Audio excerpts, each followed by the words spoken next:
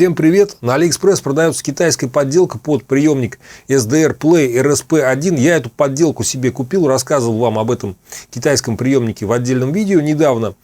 А этот китайский вариант приемника собран на тех же основных микросхемах, что и оригинальный, и работает на первый взгляд примерно так же. Можно на него послушать примерно с тем же уровнем, с тем же успехом сигналы на КВ и на УКВ. Но, возможно, все же есть какая-то разница во входных цепях, в предусилителях между китайским и оригинальным приемником. И я решил сравнить, как работает этот китайский с AliExpress SDR Play и оригинальный. Единственное, что оригинальный будет у меня не RSP1, а RSP2. Это то же самое, только с дополнительными всякими функциями, например, с коммутатором входов.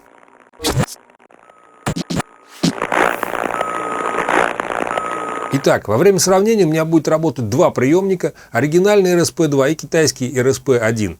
Они будут подключены одновременно к одному компьютеру, на котором будет запущено две копии программы SDR Uno. Обе эти копии программы будет видно на одном экране. С левой стороны будет программа, работающая с оригинальным приемником RSP2, справа с китайским RSP1. Для начала сравним чувствительность этих приемников в разных точках диапазона с помощью высокочастотного генератора. Сигнал с генератора будет подаваться через разветвитель с ослаблением 3 дБ одновременно на два приемника. Частота 145 МГц, уровень 0,16 микровольта. Увеличиваю усиление предусилителя. Так мы слышим на оригинальный приемник RSP2. Теперь то же самое на китайском RSP1.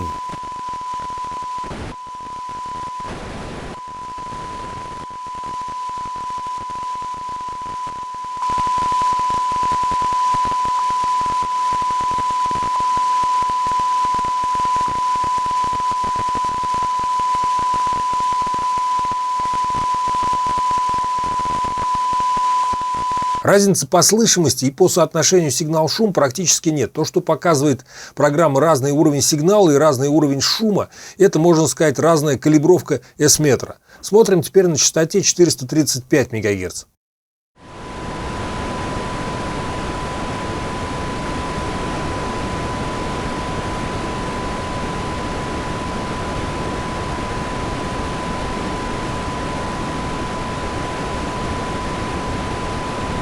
Чувствительность обоих приемников заметно ниже. Теперь на диапазоне 300 МГц.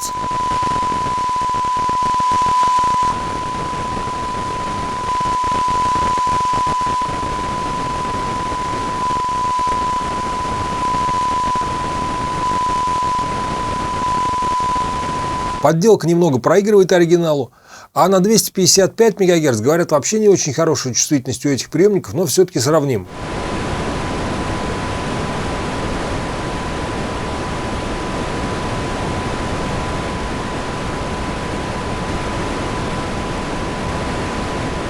Да, для любителей Садком огорчение. Подделка, так же как и оригинал, 0,18 микровольт на 255 МГц не слышит вообще.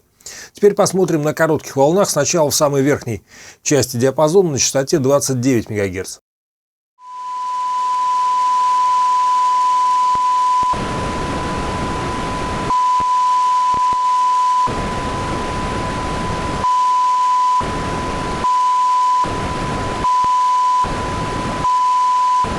Странно, вроде бы на КВ проще обеспечить чувствительность, чем на УКВ, на более высоких частотах. Но вот почему-то на 29 МГц подделка заметно проигрывает оригинал. Давайте посмотрим еще ниже, на частоте 7 МГц, уже в однополосной модуляции генератор будет выдавать просто несущую.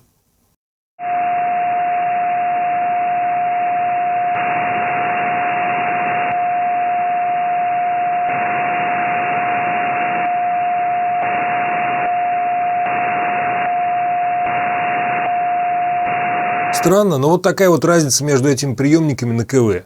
Видимо, что-то там намудрили с входными LC-цепями в китайском варианте.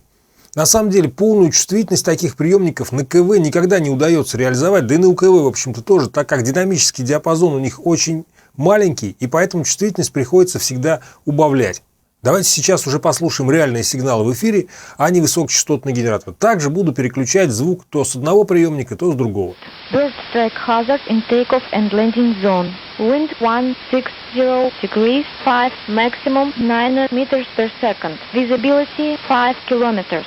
Light snow shower. Overcast cumulonimbus 270 meters. Temperature 1. Dew point 1. QNH 1010 hectopascals. No stick. Acknowledge information Oscar.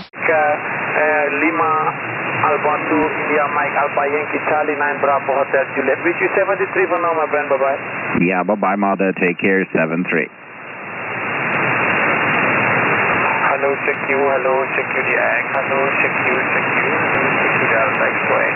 Yankee Charlie 9 Bravo Hotel Juliet. Yankee Charlie 9 Bravo Hotel Juliet. Yokohama, Canada, number 9. Boston, Honolulu, Japan, calling the egg and standing by. Как видите, на практике разницы никакой нет. Немного позже мы с вами еще послушаем разные сигналы в эфире. А сейчас хочу показать вам на примере этих приемников, как влияет количество разрядов оцифровки на динамический диапазон по блокированию, то есть на перегрузочную способность этих приемников. В описании к приемникам SDR Play написано, что количество разрядов оцифровки у них переменное и зависит от частоты оцифровки, и в лучшем случае равно 14 бит, в худшем случае равно 8 бит.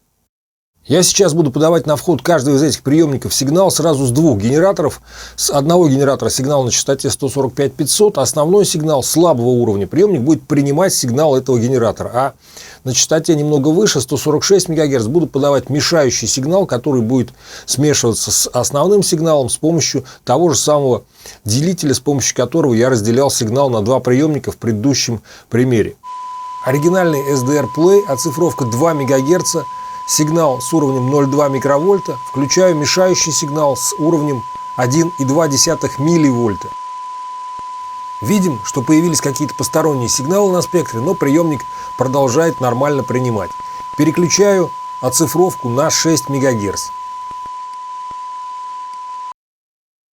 Слышно сигнал абсолютно так же, включаю мешающий сигнал с уровнем 1,2 милливольта.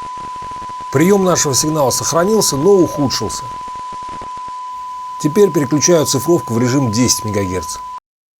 Наш сигнал слышно абсолютно так же, но при появлении мешающего сигнала с уровнем 1,2 милливольта происходит полное блокирование приема, ничего не слышно.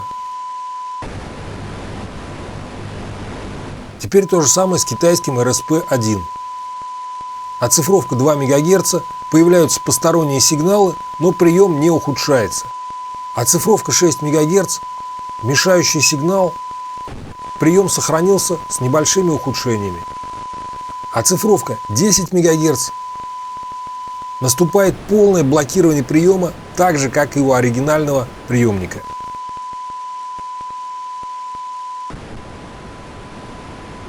Во-первых, разницы по этому параметру между китайским SDR Play и оригинальным нет. Именно при таком сравнении, именно при таком эксперименте. При других обстоятельствах, возможно, разница будет. Во-вторых, уровень сигнала 1,2 милливольта, который приводит к блокированию приема, это очень-очень маленький уровень, значит, динамический диапазон приемника очень маленький. Даже если переключить его в режим оцифровки 2 МГц, а не 10 МГц, то на самом деле уровень блокирующего сигнала будет всего лишь в несколько раз больше, то есть все равно динамический диапазон будет очень маленький. Давайте послушаем еще разные сигналы из реального эфира. Победа 283, момент 2-5. Победа 283, работает Самара Контроль, 133, вита 1. Самара 33, а не Победа 283, все хорошо. Все, до свидания. Руководитель Мара, работающий на код 2055, 71, ДМ3 на 72 занятие.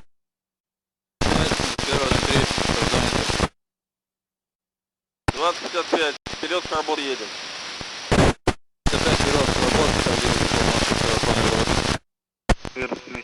Приглашает Ульяна Радио 2, Мария Знак. Я Ульяна Радио 2, Мария Знак, для всех на прием. Ульяна, Анна Сельская, у вас, Анна. Так, сейчас запишем. По 6К, УР2МХ. Приветствую вас на частоте. Добрый день. Оглушительно. 59++. Сватова Василий, прием. Как мы видим, на практике при приеме сигналов с очень небольшими уровнями, которые нам на слух кажутся очень слабыми, разницы между этими приемниками, между их чувствительностью никакой нет. В обоих этих приемниках есть опорный кварцевый генератор с частотой 24 МГц. Его прекрасно слышно с очень большим уровнем, собственный генератор встроенный и на один приемник, и на другой. По этому параметру тоже практически никакой разницы между приемниками нет. частота 24 МГц, в обоих приемниках очень сильно поражена. Какой покупать приемник, оригинальный или китайскую подделку, каждый решит для себя сам.